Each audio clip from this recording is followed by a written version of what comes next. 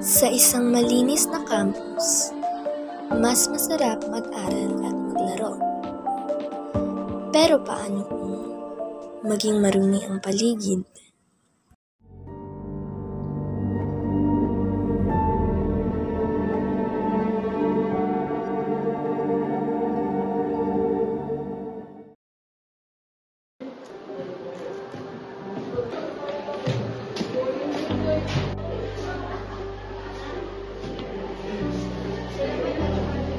Bakit mo tinatapon ng programa, Sam? Favorite lang naman yan. May ganito ba man mamaya eh. Hindi tama yan. Kaya tayo may responsibilidad sa paaralan. Kung tayo lang ay magtatapon ng basura, magiging masama para sa ating paaralan. Ang mga magiging tara, itapo natin yan.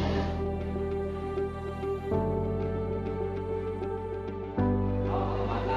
Natiwala sa tapon niya ng basura sa amin. Nakakatulong kayo sa campus na maging malinis at matulas. Opo, Sir Joel. Siguraduhin ko ngayon na itatapon ko ng aming mga basura sa tamang basurahan. At tuturuan ko rin ang mga kaibigan ko dito. Ang simpleng aksyon tulad ng pagtapon ng basura sa tamang basurahan ay may malaking epekto sa ating kalikasan at kalusugan.